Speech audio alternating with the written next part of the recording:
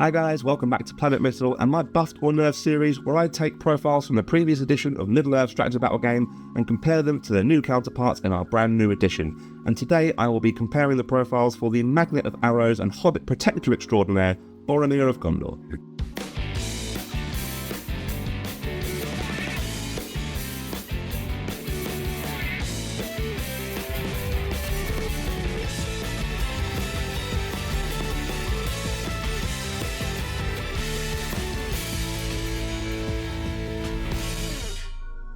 So as always, let's start with the old edition of the profile. He came in at a cost of 95 points and was considered a hero of valor across any of the list he was involved with. So he's slightly undercosted compared to some of the other punchier members of the Fellowship, the Legolas, Gimli and Aragorn, who are all 100 points plus. He has a move value of 6 with a fight value of 6 and a shoot value of 4 plus.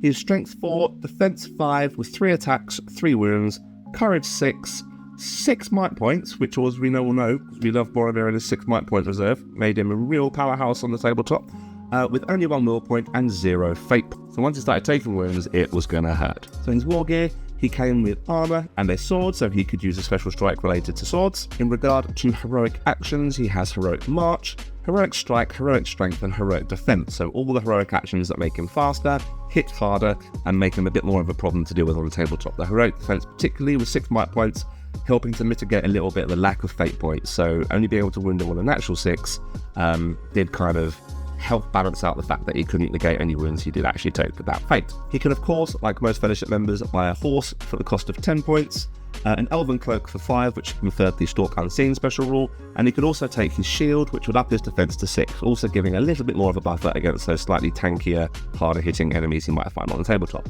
Looking at you, in regard to special rules, he only had 1 from the previous edition, which was his Horn of Gondor. So this meant that if Boromir was outnumbered in the fight, he could blow the Horn of Gondor, and the enemy with the highest courage takes a courage test, and if that is failed, then Boromir counts automatically winning the fight, which then he can of course just roll straight to wound. But against models with a lower courage value, your Uruk-hai and the Orcs, people are looking at maybe only putting 1 into him with a support, but if that's the case and you've got Boromir with 6 might versus 1 Orc, heroic combating off, potentially, or throwing Orcs in and hoping that their courage of 2 or 3 was going to make a difference. So he can be...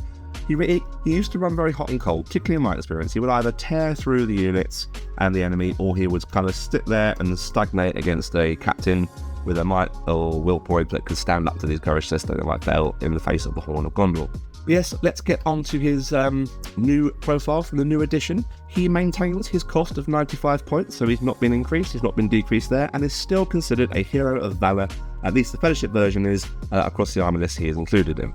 His stat line has stayed more or less the same. He is still a movement value of 6. Crucially now, he is a fight value of 7 plus, so he's gone the same way as Aragorn has. He's able to stand up to those bigger threats on the tabletop a bit easier now with the bonus of being increased fight value.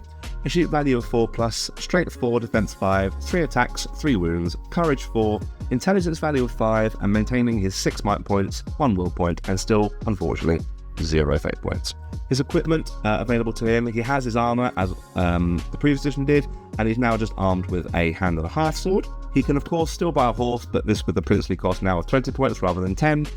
Still buy his elven cloak, which confers still the Stalk Unseen ability and a -1 penalty to anything that targets him within 6. And he can still buy his shield for 5 points, but still ups his defense to 6. His heroic actions stay more or less the same from the previous edition, maintaining his heroic march, heroic strength, heroic strike and heroic defense, so he can still operate as efficiently as he did in the previous edition. He has had a bit of a change to his special rules now. His Horn of Gondor still remains the same, so if he's outnumbered in combat, the enemy with the highest courage takes a courage test, and if they fail, then Boromir automatically wins the fight. But now he also has the rule of protect the little ones, which is another feely rule which I love, which can, helps mirror his portrayal in Fellowship at Amon Hen when he rushes to the defense of Merry and Pippin. This basically means that when he is within 3 inches of a friendly Hobbit model, Boromir gains Fearless, and he also may reroll Fail to Wound, so this really helps up his combat effectiveness and how easily he can punch through those lines and those enemies, and maybe stops him being a little bit quite as hot and cold as I said my previous experience of Boromir has. Being able to reroll wounds with Strength 4, and the backup of 6 might points as well, and obviously the increased fight value as well, means that, yeah, I think you're going to find he's going to start carving up a lot more things on the tabletop, and with careful positioning with the army lists you can take this Boromir with, because you can only take him with Fellowship army lists, because obviously he dies after that, You're probably always going to want to make sure you've got some hobbits next to him. This isn't just specific for Merry and Pippin. This also means he gets a bonus for Frodo and Sam as well, so there's a little bit more flexibility there in regard to where this rule comes into play. But there we go, that is another Buffed or Nerfed episode all wrapped up. We're nearly finished with our journey through the Fellowship.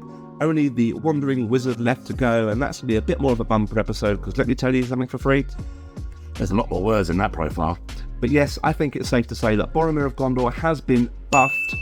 He is the next member falling into the buffed category. Poor little Gimli sitting on his own in the more or less the same category. And I think you're going to find that Boromir operates a lot more efficiently and has a bit more consistency on the tabletop when you put him down with the rest of his Fellowship. Thank you guys so much for watching. I really hope you enjoyed today's video. Don't forget to like, comment, subscribe, hit that bell to make sure you don't miss a video upload.